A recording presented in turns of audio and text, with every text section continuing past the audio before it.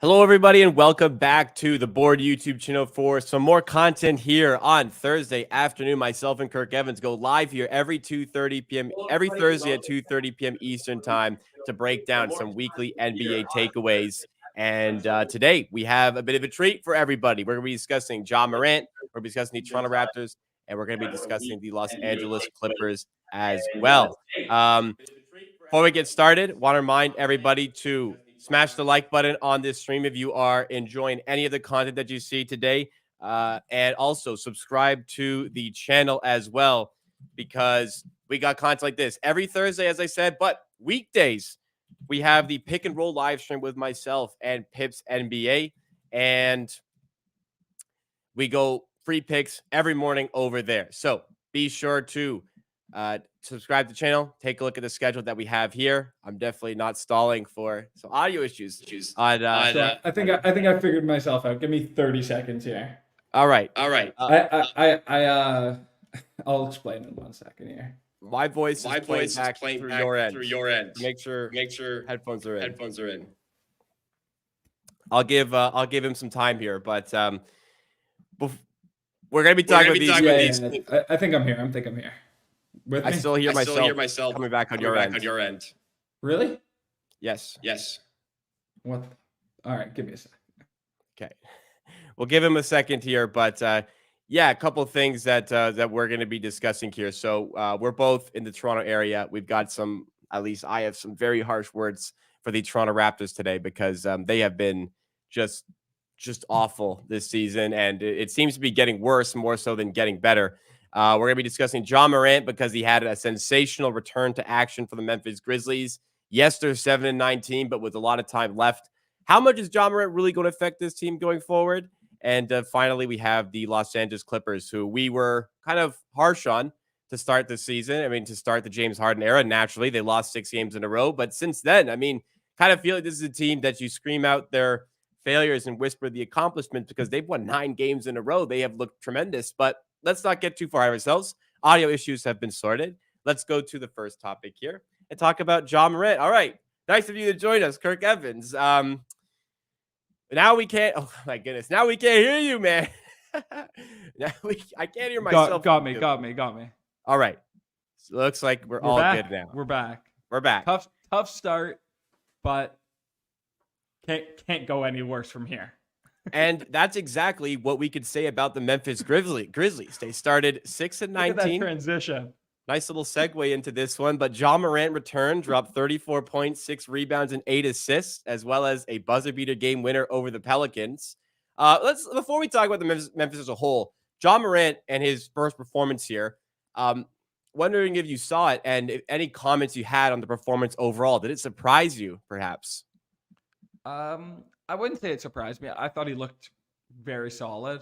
He looked like Ja to me. I think that it's a bit of an interesting comeback right now, because Ja is actually like the perfect player to come back from Memphis. Obviously, that's not that surprising. Their team's totally built around him.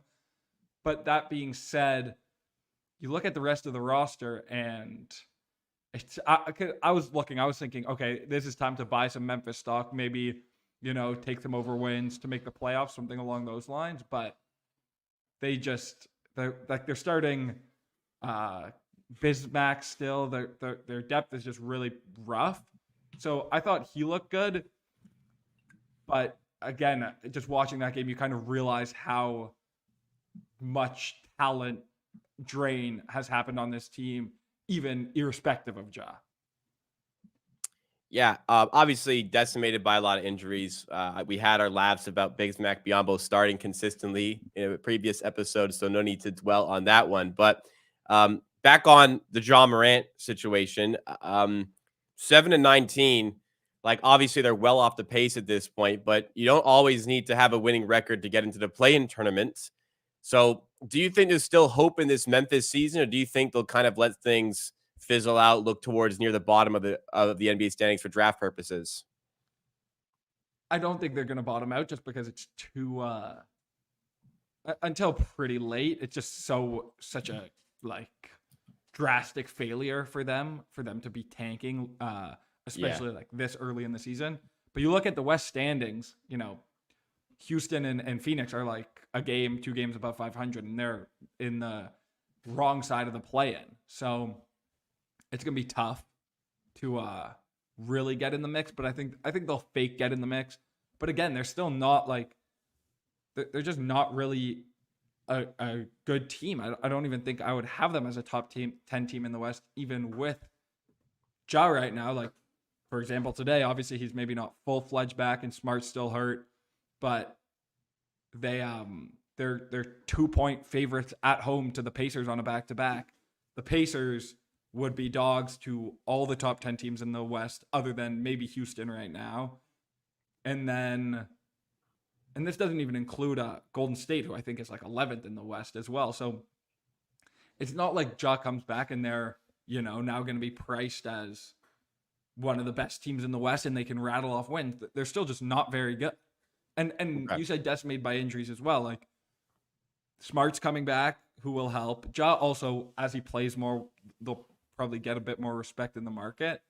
But they're not like the guys who are hurt, Steven Adams, Clark, those guys are Kennard will be back soonish, but those guys are not coming back anytime soon. And that's kind of what they need. They need Steven Adams, they need Brandon Clark. I think they said Brandon Clark's targeting post All-Star break, but a little bit of an Aaron Rodgers situation there. I'm not sure he's going to be back that early from a torn Achilles. Yeah, that one surprised me a little bit with Brandon Clark as well. Um, I was going to ask you follow up. What do you think, like market wise? Because obviously, record wise, they have a long way to go here. But market wise, do you think they're going to slowly start to build respect? Like perhaps, like, do you really think this team is still bad? Do you think maybe there's going to be a slight edge on Memphis as far as a spread is concerned for the maybe next week or so? Do you think it's being priced accurately here? Yeah, I think so. I bet against them this morning, so Okay. I guess I don't think they're undervalued currently. I think the price came out a bit steep for me. Yeah, just kind of like I've been saying, I don't really think that this is a very quality team, even with Ja back. I think the path for them, which it doesn't seem they're taking, is play a lot of Jaren at center, open up the court as much as possible, and try just being really good on offense. Because right now, they're kind of not great on D and just terrible on offense. I think Jaren can lead them to being fine enough on D. And then I think that if they open up the floor, played Aldama, Kennard, Smart, Ja, Bain, and then have Xavier Tillman and Jaren as your centers and try not playing two bigs quite as much, maybe they could lift up to, around a league average offense and a slightly above average defense. And then you're a plus net team and you could start stringing some wins together. But right now, even with Ja, they're probably like a bottom 5 offense. And then Ja's also a pretty bad defensive player. And I think Ja, Yep. I think a big point of Ja, which I haven't mentioned yet, is that I think he's just pretty overrated as a player in the general discourse. Like, what is he, the 8th best starting point guard in the league?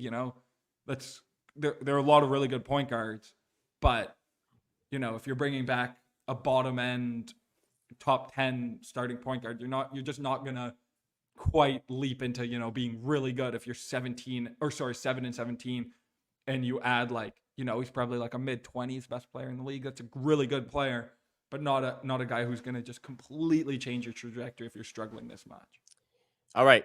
Makes sense. I was thinking that there could be some buy-in on Memphis on spreads. It's been the opposite, perhaps an overreaction from the markets. This one against the Pacers actually opened up at -4.5 for the Grizzlies, which was blasted down immediately. And just throughout the day, it's been hit all the way to a 2.5 spread. So Yeah, perhaps right and to that's with take. Miles Turner getting ruled questionable as well. All right, so definitely some pushback on any Memphis success here. So we'll monitor Yeah, them. and Um, I will say, like, I totally, as I just said, like, I totally agree with that. Steam. I think I played 4.5 and 4 this morning. Interesting stuff. Eric in the chat asking about the Grizzlies to make the play in at plus 575 at Caesars. Any opinions on the Grizzlies in that market at that price? I haven't looked. It honestly sounds pretty good. I'm just trying to pull out I'm just gonna pull out the West standings right now. I just want to quickly see what they're Yeah. dealing with. So right now it's Houston, Phoenix. Yeah, no, that honestly sounds really good because they're not gonna make it above it. They're not playing. They're not getting to 7 or sorry to No. 6. No. The Jazz, Portland, San Antonio, they're tanking. They're done. So really, Memphis needs to get past the 12th and 11th seed. That is tough though because none of these teams are like just kind of like what I was saying. Will any of these teams really the Grizz fall are off worse above than all them? of the Grizz are worse than all of these teams. You know, it's not like they get Ja back and now they kind of have a chance to catch them. Like you would still project them out as playing worse, you know, than the Warriors. I would definitely have them worse than the Warriors on a neutral. Clearly, Okay. multiple points worse than the Suns, and then anyone above 8. The Rockets is really the team that you could picture them being better than, but even still, the Rockets have such a lead, and they're so good on D that they'll collect wins. So it's just such a climb, but plus 575. That is pretty interesting because it's, you know, all they need to get to 10. You know, all you need is a Steph injury and the Rockets fall off, and then you've got a really good chance. So I don't hate it, but I'm not running to bet it. Yeah, it'd have to be. So that's about 14, 15% chance. Implied odds on that is 15% ish. So would the Grizzlies make the play in 15% of the time from this? I don't know if I can go quite that high from a percentage standpoint because I just the only team I can see like maybe fizzling out a little bit is the Rockets if they start to look at draft picks a little bit more. But like with Udoka and the They way they're also don't playing, have their I'm they not don't have their sure. pick. They don't have their pick. I, I, it's either top 4 protected or totally unprotected. I want to say it's totally unprotected to OKC. Okay, if they don't have a draft pick, I mean, then Yeah, there's I think that was absolutely no honestly a reason. big reason why they went out and got Brooks and Fred because they didn't Yeah, want it's to kind of get protected embarrassed. 1 through 4. You're right. 1 through 4. So there's absolutely no reason for the top 11 in the West to at all lose this steam. So I think that'd be really tough for Yeah. for the for the Grizzlies. But let's move on to our next team here. I think I One didn't that realize how bleak it was for them, honestly. Not now that I looked at the standings. Well, yeah, they've got no shot. 6-19 is a hell of a start, man. Yeah. That's quite a ways to go. Let's move on to the Raptors. This one literally and figuratively hits close to home for us, so we'll have perhaps some harsh words. I'm going to have some harsh words here. I see some questions in the chat. We will get to the questions as well after this, so keep the questions coming, and we will discuss them. But I cannot wait any longer. I want to talk about the Raptors. 11-16 on the season. They are in 12th place in the Eastern Conference here, even lower than the Chicago Bulls, who had that horrible start to the season. And one of the bigger concerns with the Raptors is they do not have control of their first-round pick this season. They had traded away top 6 protected the Spurs at the 2023 trade deadline. Let's go to you, first of all, Kirk Evans. What are the next steps for this team? Like, what do they do to get anything out of this season? Well, this season's to me what you need to get out of the season is hopefully a top 6 protected pick, or sorry, a top 6 pick and some assets is really what they need to do. I feel like we kind of go over this every time. It's like they should trade OG, Pascal, Gary Trent, get whatever you can, even if you're selling at 60 cents on the dollar. They're depreciating assets. OG can walk, Pascal can walk, and even Pascal re-signing, his trade value's going to diminish. He's getting older. And every minute Pascal plays with Scotty, it's like we're playing Scotty in a position that isn't ideal for him. And this team should be completely built around Scotty. We should see what Scotty is, how good we can get Scotty if we put him next to shooters and really say, you're the guy, let's go. So I think that's really it. I think that's what you try getting out of the season. You try getting, assets and a better picture of what the young guys on the team are. But what will they do? Who knows? It's been a real mystery this whole time. What's so yeah, I echo those statements completely. We've talked about it. What are your thoughts so far on new head coach Darko Rajakovic? Yeah, so we talked about this a little bit on Twitter. Um, I think you said that the sample is getting pretty big. I would still say it's a pretty small sample. You look around the league at new coaches, you know, let's say like Mosley, um, Dagnall, Taylor Jenkins, all those guys, like whatever, signed the last 4 years. I wouldn't say through 30 games you would have had a great feel of how good they are as head coaches, but it hasn't been encouraging. Um, we don't That's play. that's an We don't. understatement. But I will say to his defense, like right now, I'm not looking at it as a disaster. To me, the disaster is that the front office thought that Nick Nurse was the problem, and Nick Nurse might be the best coach in the whole NBA. Like we we play a gross style of basketball that's hard to watch, but we also have players who, are not conducive to a pretty style of basketball. Like Schroeder can't shoot. He's also not a starting point guard in the league. Scotty's playing awesome, but a bit of a clunky fit. Very clunky fit next to Pascal. Pascal should be a good fit, but we don't have any shooters or ball handlers, so we ask him to play a role he shouldn't. OG should fit really well, but is the best shooter in the starting lineup. And then Pirtle also is like good, solid center, but since we have no spacing, it's hard for him to fit in offensively. So I think, I probably think slightly less of Darko than I did to start the season, but I also think it's a tough spot to be in. Okay, I see where I push back on that. So I'm of the opinion that like we're 27 games in, and literally nothing is going in the correct direction right now for Darko. Like no signs of a process in place, any steps in place for this team to progress forward. Like it's the exact same product as it was on day one. And here we are on game 27 here. In 20 out of 27 games, they've had a 10-point deficit or greater at some point. 15 out of 27, that 10-point deficit or greater has been in the first half.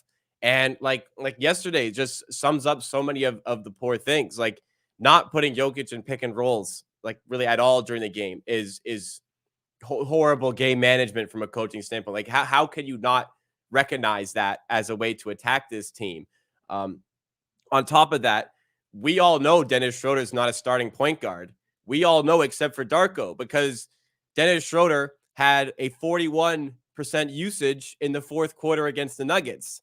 Scotty Barnes was 20. That's less than half. Siakam was 18. That's also less than half. You combine Scotty and Pascal's usage, you do not equate to Dennis Schroeder's usage in the fourth quarter. So there's another like area people want to say, okay, well, the point guard isn't as good.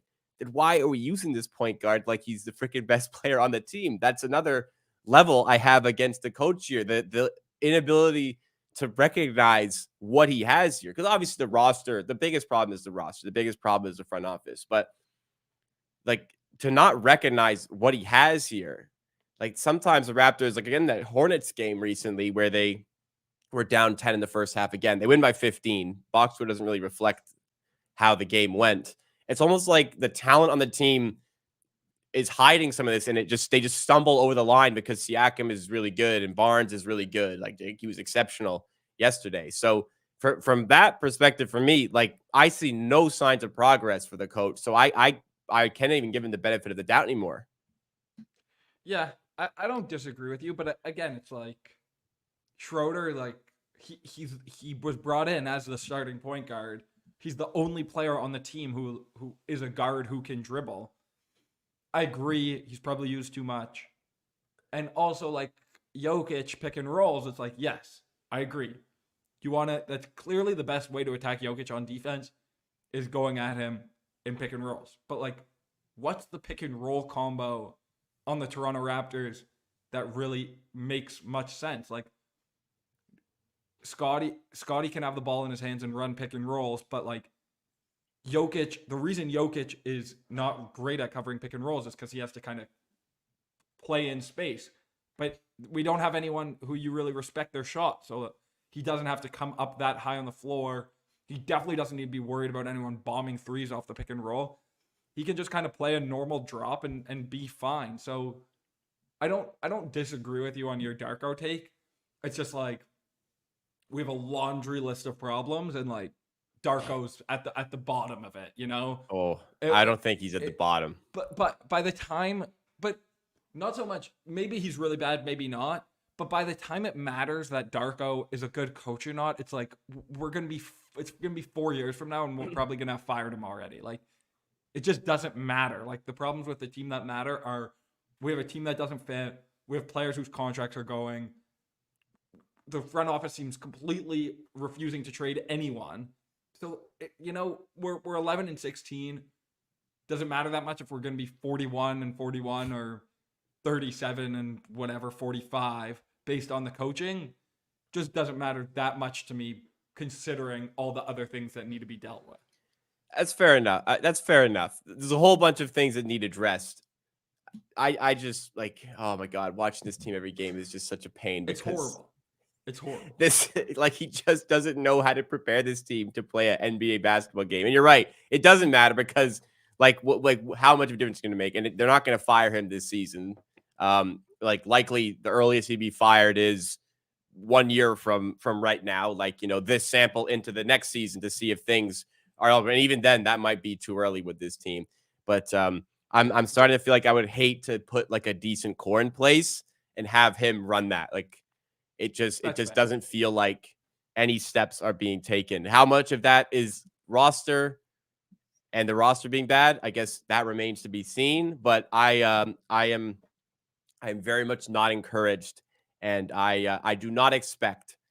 You know what? Sorry, my expectation is that this will not work with him as coach at any point. I think I agree with you, but I just want to illustrate quick what the difference is between Nurse and Darko so far this year.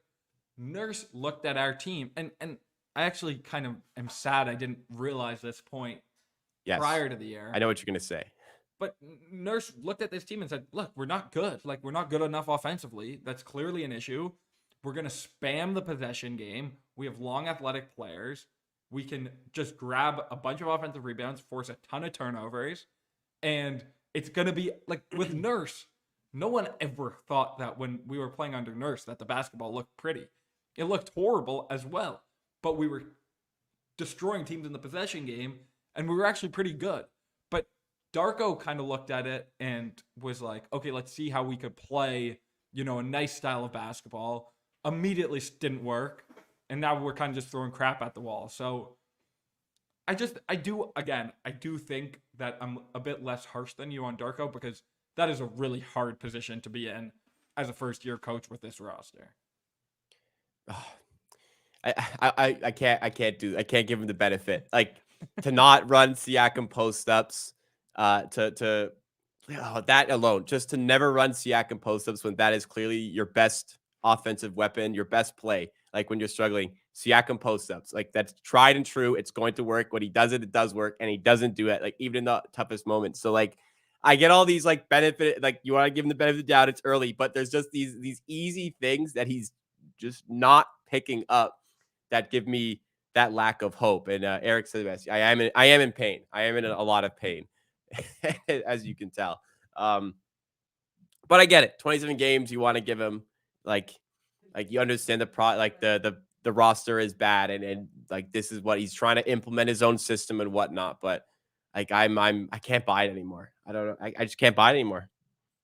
No, that's I'm with you. And also the whole Pascal thing's been really strange. Like why does it seem like the whole franchise hates Pascal? He's been nothing but great for us. Yeah. Like why have we like iced him out? We don't play him that much. We don't give him the ball. He seems like he's pissed. Like it just all doesn't make sense. Yeah. Big time. Big time. All right. I think I could do this all day. So let's move on here and It and always stop. devolves into Raptors talk like this. Yeah. Well, that's why I wanted to do an actual segment on the Raptors today. So scheduled No, in the segment. it's a tough time to be a fan. It really is. Yeah. I Very put much out so. my bottom 5 hopeless franchises, and I think I put the Raptors as number 1. But I think based on on review, they should be 2 to the Bulls, but those are really the No, two of like very Pistons. similar. No. The Pistons can go backward like accidentally and get the first overall pick, and the first overall pick can be incredible, and then you're fine. But like the Raptors don't really have a path to that. But they already have their Yeah, but Scotty's not going to be like piece. the best guy. We need a bunch more pieces. I know, but at least like we have the guy we can build around going forward. I don't know if the Pistons have that. I think that's Yeah, the but we have the difference guy there. who we can build around, but he's going into his 4th year. We're about to max him out, and we have no piece around him, and like we That's need a true. completely All right, different roster. that's And they're bottom 5 and for sure. he's also so Scotty's now kind of good enough that like it's going to be hard for us to be the worst team in the league with Scotty. So the path to getting stars with him in Toronto is tough. difficult. So yeah, they're both the Pistons were on the list as well. I didn't think you could make me feel worse about the Raptors today, but I think you managed to do so. All right, enough on the Raptors. Let's go to the Clippers here, the other side of the NBA spectrum at the moment, because we were harsh on them. They're 0-6 after the Harden trade, but now they've won 9 games in a row. Kawhi Leonard has played in every single game this season, which is a feat I was not expecting after 27 games, and they look good. Harden had a bit of a breakout performance recently. In that breakout performance, we saw a lot of like the team morale seemingly grow, and were showcases of that growth, like Kawhi Leonard going crazy on the sidelines, on the bench for Harden. Like you never see that emotion out of Kawhi at all, let alone for a teammate doing something. So it just seems like the vibes are really up right now. Kawhi is playing some just outrageous basketball. Like he's on like a 11 or 12 game stretch shooting like above 50 from the field, above 50% from 3. Everything seems to be clicking at the moment. How serious are you taking this run for the Clippers? And in a West where it doesn't feel like there's a dominant force right now, can they be the force to be reckoned with? Yeah, I think there's still some big questions for this team as a playoff team, but I think they're really good. And I think, we were critical of them when they lost all those games with Harden, but we also said that they need to send Westbrook to the bench. Yeah, And ever since then, have they lost yet since Westbrook's gone to the bench? I don't think so. Yeah, like it has worked out really well for them because they actually do have some nice pieces they can play with PG, Kawhi, and Harden. But yeah, I think they're really good. And this can be a weird statement because normally guys, who you would say are underrated are like kind of new, up and coming, or not mega stars. But is Kawhi the most underrated player in the league? Like the guy is insanely good. Like past, probably regular season wise, Joel and Jokic, like how many guys are better than Kawhi? He maybe doesn't have quite that crazy usage, but he's so efficient. And he's being completely insane for like 80 games now, of like after the first 20-ish games of last year. He's just being completely ridiculous. So he might be really underrated. I feel like people don't really talk about how insanely good Kawhi is. So yeah, last 12 games for Kawhi, he's 59% from the field, 52% from 3, averaging 29.3 points, 6.5 rebounds. It's unbelievable. Yeah. Like he's kind of a weird pseudo Kevin Durant. Like they're kind of have similar like games of like they take tough shots and they all go in. Kawhi maybe gets to the basket a bit more and is also probably a better defender. I think people recognize that when Kawhi is healthy, he's like comfortably a top 5 player in the NBA. I think he's not been taken as seriously recently because he just misses so many games. And hasn't missed any like, this year. Yeah, this year he hasn't missed any. And the Clippers have talked about it and said like he has to play every game. They had that horrible run and he has to play every game and he's doing so well with it. So me's kind of thinking like, hey, why haven't they been doing this all along? Because it has always felt like the Clippers have not been able to establish continuity throughout the season. I pushed back on people who say regular season doesn't matter. It does matter. You need to build up these relationships, this chemistry, this continuity, and bring that into the playoffs. You need to hit the ground running in the playoffs. You can't just get to the playoffs and figure it out. Like how many examples have we had of teams supposedly get to the playoffs and figure it out who don't figure it out? Like even the Heat last season, like is that not the team that builds like the most continuity of all? that is a big deal for an 8 seed to get to a finals. The Clippers have just never had that. So this year, having that, right after the trade, I said, I'm not concerned. I'm not scared of this team because of the injuries and the, I don't take them as seriously, but definitely starting to do that now, considering Kawhi playing like this. Paul George is playing. I don't know if he's played in every game, but he's played close to every game, if He's not. been out a couple for sure. He was out last night. But like he's not resting any games. If he's healthy, he's No, playing these games. for sure. Harden looks much more fit, much better conditioned. He started to shoot the three ball a lot better and getting kind of his mojo back. So yeah, I don't know. I haven't been super high on the Nuggets. Not convinced the Thunder will keep this all season. We've said that. I mean, Minnesota's 20-6, but I don't like. We're not super considering them like a monster threat, like a force to be reckoned with. It could be the Clippers. It could very well be the Clippers in the West if things keep going in this vein. No, I totally agree. I actually think that's like the most important point is you look at the West and there's a lot of good teams, but you could tell me 9 teams come out of the West and I wouldn't be like, wow, that's completely insane. So Yeah. Look, I think out of that 9 would be the Warriors and the Pelicans. That would be decently surprising, but it's not the craziest thing I've ever heard. So No.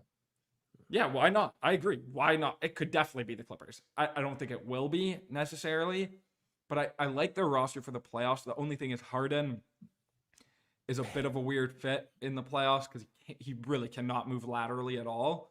But they can stick him on the worst player, and honestly, they could bench him and not play him that much again in certain matchups, but play him a lot in other matchups when you can get him on the floor. So yeah, I think they're really good, and they're going to be really good in the regular season. They're right now regular season wise like what would they play the Nuggets right now? Maybe they'd be 1 point worse on a neutral. So they're really good. Yeah. Wanted to also touch on Russell Westbrook. I gotta feel bad for Russ. He's still very capable. He just doesn't fit with this team. Paul Very George. capable. He's a very capable NBA player. Like yeah, sure. He's starting caliber, I think, on a good amount of teams. You don't think so? No. He does really well in his minutes with this team. Because Westbrook's the type of player who you need to build around, but he's not good enough to be built around. So like, yeah, fine. In like an alternate world of like playing like more, with the top 30 players in the NBA, I'd rather Russell Westbrook than Javon Carter. But like, if I have other good players on, I'd just rather Javon Carter defend and not soak up possessions and sit in the corner and hit threes.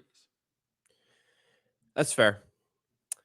So I guess for the time being, then kind of doomed to the bench of this team, but I think he's great a player to have off the bench. Yeah, exactly. And you can run some lineups and some interesting stuff when if you want to go like centerless or Harden on the bench, you can get Westbrook really going downhill against certain matchups and get open shots. Right. Makes sense. All right. Let's get to some questions from the chat here. We had a few come in earlier. So Matt wanted to ask, first of all, appreciate his content. We appreciate you viewing, Matt. Thank you so much. 2 questions. First of all, thoughts on the MVP race. And there's a question regarding any teams to make or miss the playoffs that you're interested in. So let's go to the first question, MVP race. So with this show, we do have the ongoing Nikola Jokic MVP bet. That looked real good for a couple weeks, or at least a week after that one was placed.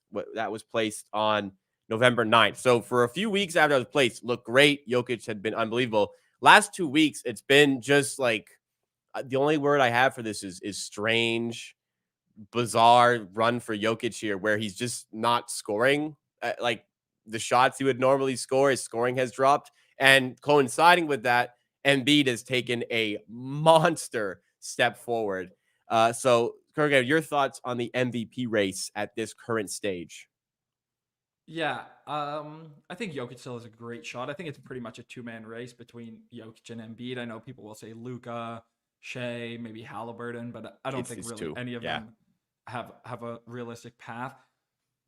So one of the reasons I really like the Jokic bet is because he'll have the narrative this year. they got it wrong last year, and Mhm. I think people know that. So Joel's been ridiculous. I think the pricing's pretty fair right now. Joel's been like the best player in the league for the last 3 weeks, but going forward, Joel and Jokic probably will play around the same. I think Denver's probably a little bit better as a team. Joel probably has a bit more injury risk. So, I'm not placing any bets. I've placed a lot of bets on Jokic MVP already, but I think it's around fair. I think it's a two-man race. I think they're probably both, you know, 45% chance, and then I'll give 10% chance for, injuries and a wild runaway. But it's a little hard for me to see that the Sixers are going to be this good for the rest of the season. Like, they're just not that good of a team. So I think Denver has a little more sustainability as a team. Jokic has less injury risk than Joel. So, look, I could easily see Joel winning this award, but it's a pretty much a two-man race, and I could see it going either, though. Yeah, I think Jokic, once he starts to get going again, this will be more back to more back towards them being closer to the same price. The recent straw poll from ESPN has shifted the lines here. Yesterday, Jokic was still favored. Today, Joel Oh, I Embiid didn't is even see that. looking where we bet at FanDuel. Jokic is plus 300, Embiid is plus 175. We got Jokic at plus 270, but I think there's a bit of an overreaction market from the straw poll. That matters because these are people actually who have votes for the MVP, but we're very, very early goings here. Yeah, it doesn't. The straw poll, who cares about the straw poll 27 games in? We'll talk about the straw poll, 65 games in. Yeah, agreed. Oh, and then not make the playoffs? Yeah. I actually think, let me see if this is still around. I think Camby had the Pacers to not make the playoffs at like plus 200. I thought that was pretty good. Okay. So, if you got Bet Rivers, Unibet, Sugar House, who else? Is that it right now? Oh, if it's in Ontario, Leo Like Vegas, North access to Star, if that. you're in Ontario. North Star as well. If you have access to those, then perhaps have a look over at Pacers not to make the playoffs plus Yeah. 200. That's an interesting one. They're in a bit of a dry spell since the in-season tournament, but yeah, I can still see Yeah. them strengthening Yeah. getting Like, to playoffs. I think they've got like a pretty reasonable path to make the playoffs, but Yeah, plus 200 200, seems like you're just getting really good interesting. odds for it. They're eighth in the East. Maybe they could jump the Cavs, but they're still a couple games back, and the Cavs will get healthy eventually. And then, Brooklyn right now is probably just as good as them. I would still probably make Atlanta better than them. And also just a team being so one player reliant, like they are really, really shallow past Yeah. Halliburton. I just don't make them that good of a team, but not like a banger. I haven't really looked at that market that much, but just in my opinion, a pretty solid, like maybe 5% plus EV bet. All right. And next question from Irma's Curry Bro talks about worth betting Pistons beating the Jazz. Jazz are decimated today with injuries. Pistons are favored in an NBA game today. What's this? I don't know what the streak is quite at. It's in the mid I 20s think of losses in a row 24. for the Pistons. 24 losses in a row. They're favored over the Utah Jazz. Pistons in Detroit tonight, minus 2.5. Do you think any value left on the Pistons today?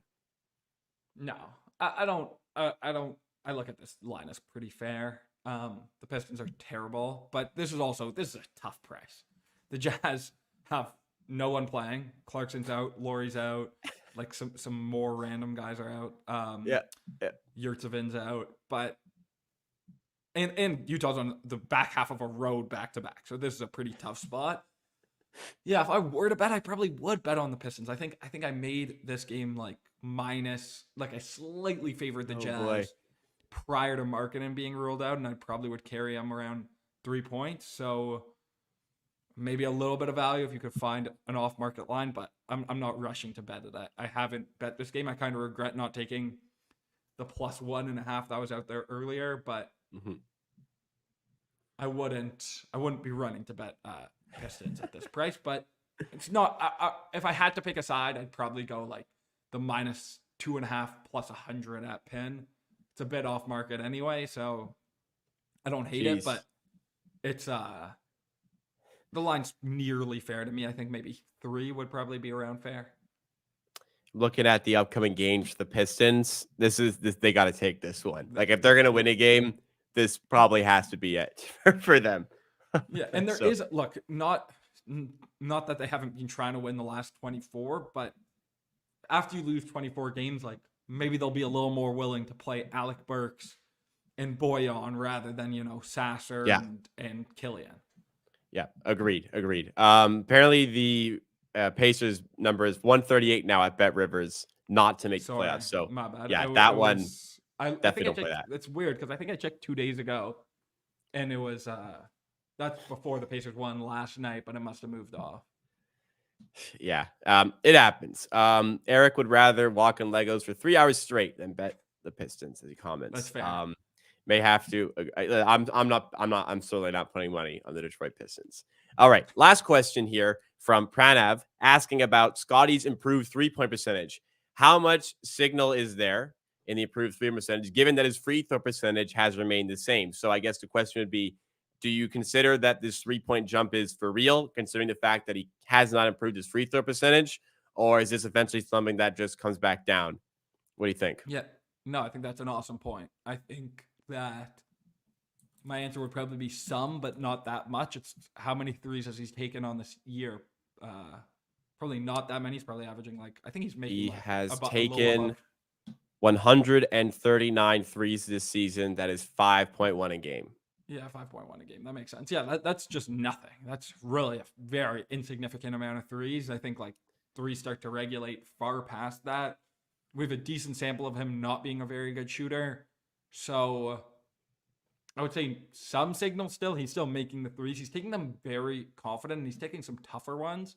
So I wouldn't say it's totally nothing, but typically an improve, if you've improved as a shooter, that also trickles onto the free throw line. So it's not a huge signal. And that's definitely a red flag for Scotty as well. Of a lot of his steps this year has been his shooting, which might just not be real. So I wouldn't look at it as he's taking a huge leap as a shooter, but it's possible, but just need a bigger sample. Oof. As of right now, his 3-point percentage is pretty much exactly 10% higher than it was last season. He's at 38.1. Last year was 28.1. I'm starting to feel like this is kind of for real. Like taking them very confidently. A lot of these are off the dribble.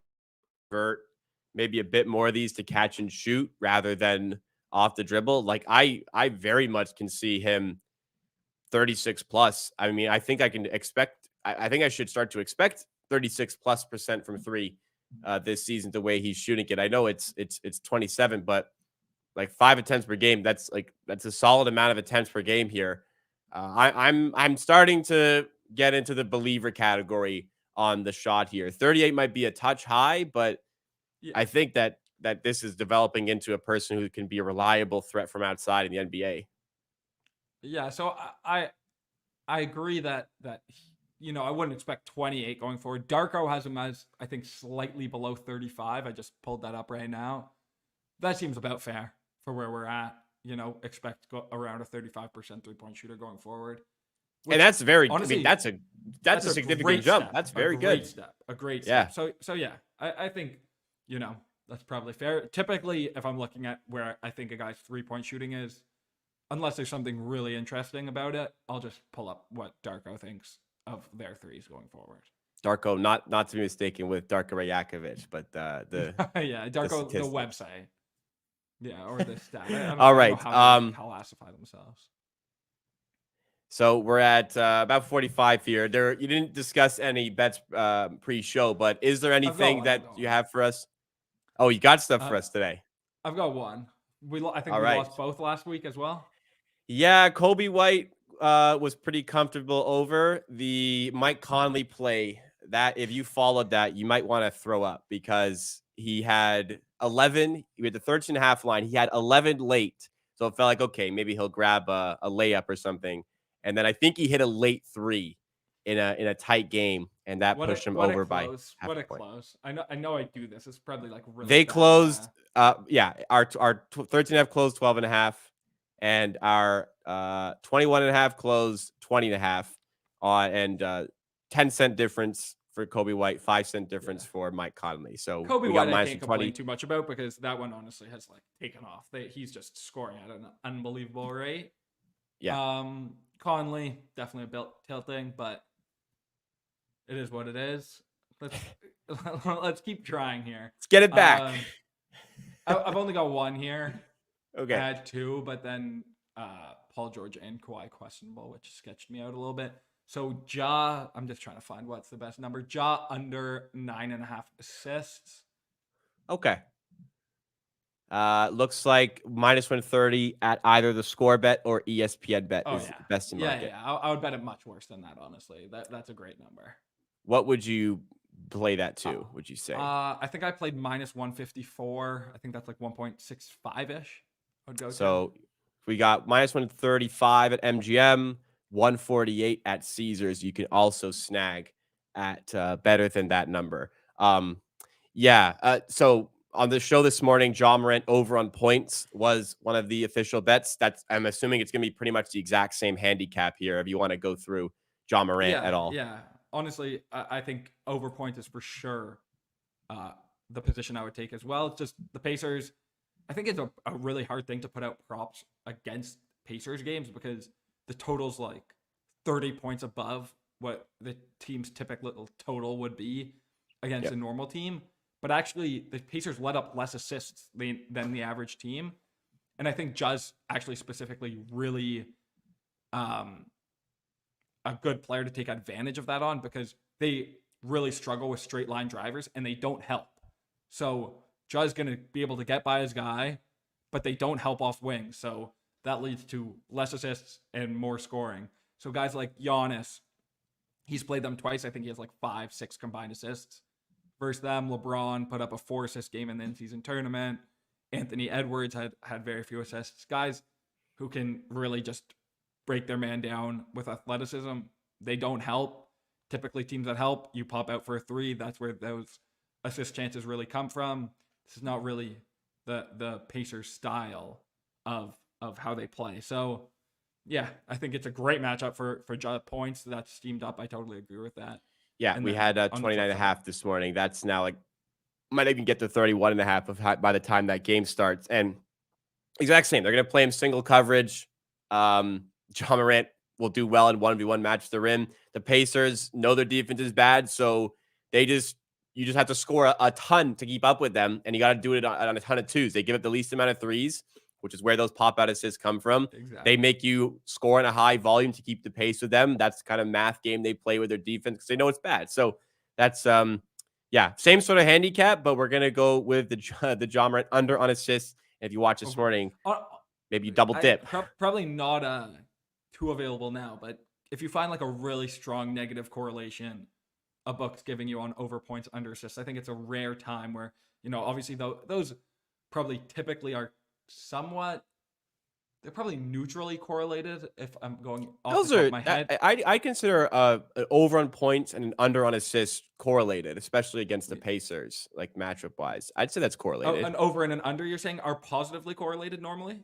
Yeah, over on points, under on assists, I would say is positively correlated. You could see it. It really depends on the spot. Like if it's a blowout spot where it's just more minutes dependent, would be more positively correlated. Well, yeah, but you take the spread into consideration. It's only 2.5. Expectation is this will be a close game. So if you could get a really good number on that and it's off market, I wouldn't hate that as well. So off market would likely be ESPN at this point. So if you want to even combine those, yeah, you could probably get a really good number on ESPN bet or the score bet for that SGP. So if that's the way you want to attack it as well. But for the show purposes, we're going to lock in that minus 130 under 9.5 assists at ESPN bet. And that will do it for us today. So by the time we're back, we'll have experienced some Christmas Day games. We'll have experienced the holidays. So Merry Christmas to those who celebrate. Happy holidays. Anybody who may celebrate something different, if I don't know, anything going on. Hope you have a great week ahead. We got some great NBA action on the horizon as well. If you enjoyed what you saw from the show today, please make sure to hit that like button to support what we do here at The Board, the Hammer's NBA content division. Subscribe as well for all the great content. The channel's not done for the week, though. We have the show coming tomorrow morning with myself and Pips. We might have a special guest prop bomb on the show. We're working on securing the guest for tomorrow. So please stay tuned. Have the notification bell turned on. And myself and Kirk Evans will be back next Thursday covering some more great stuff around the NBA. Thanks so much for watching, everybody.